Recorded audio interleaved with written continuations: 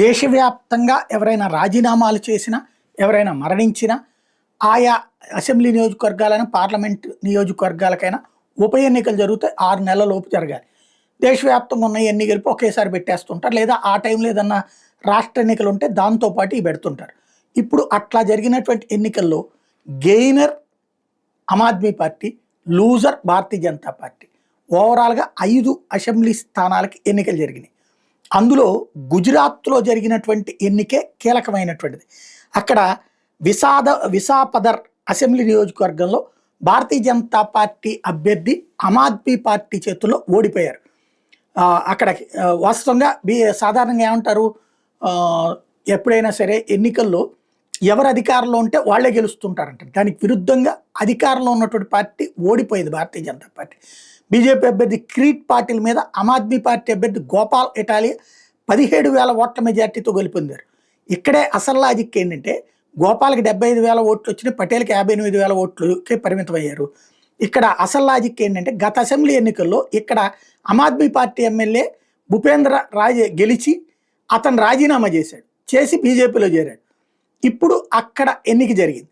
అక్కడ ఇప్పుడు ఓడిపోవడం అన్నటువంటిది వీళ్ళకి షాకింగ్ పరిణామం. అంటే ఆమ్ ఆద్మీ పార్టీ సీటుని బీజేపీ క్యాప్చర్ చేస్తే అక్కడ ప్రజలు మాత్రం ఆమ్ ఆద్మీ పార్టీని గెలిపించి అధికారంలో ఉన్న బీజేపీని ఓడించారు. ఇది నెంబర్ 1.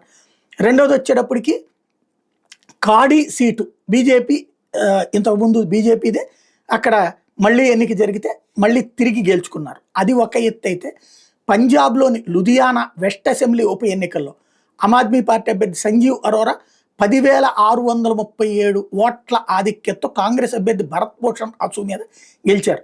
ఇక్కడ ఆ పార్టీలు అంటే ప్రతిపక్షాల మధ్య చీలిక ఆమ్ ఆద్మీ పార్టీకి విజయమైంది.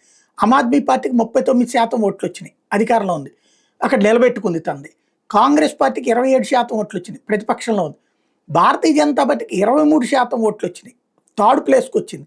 అకాలీదళకి 9% ఓట్లు వచ్చినాయి. ఒకప్పుడు అకాలీదళ్ళు బీజేపీ 40 సంవత్సరాలు అక్కడ మిత్రపక్షాలు ప్రభుత్వంలో ఉండేవి.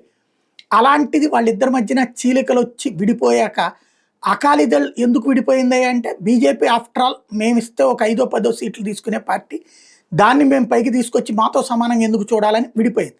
తీరా చూస్తే బీజేపీ థర్డ్ ప్లేస్కి 23% ఓట్లకు వస్తే అకాలీదళ్ అక్కడ 9% పడిపోయింది. ఈ ఇద్దరిది కలిపితే 23ను 9 కనుక కలిపితే 32% అయి ఉండేది, సెకండ్ ప్లేస్కి వచ్చి ఉండేది. అప్పటికి చూసినా ఆమ్ ఆద్మీ పార్టీనే గెలుపు సాధ్యం అయి ఉండేది.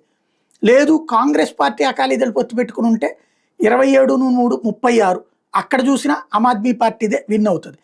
ఇది పక్కన పెడితే మిగతా చోట్ల జరిగినటువంటి ఎన్నికలు ఏవైతే ఉన్నాయో, తృణమూల్ కాంగ్రెస్ పట్టు బెంగాల్లో పోలేదన్నది నిరూపణ అయింది.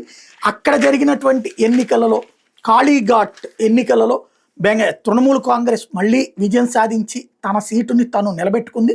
అదే సందర్భంలో కేరళలో కమ్యూనిస్టు ప్రభుత్వం అధికారంలో ఉంది, వాళ్ళకి షాకింగ్ పరిణామం.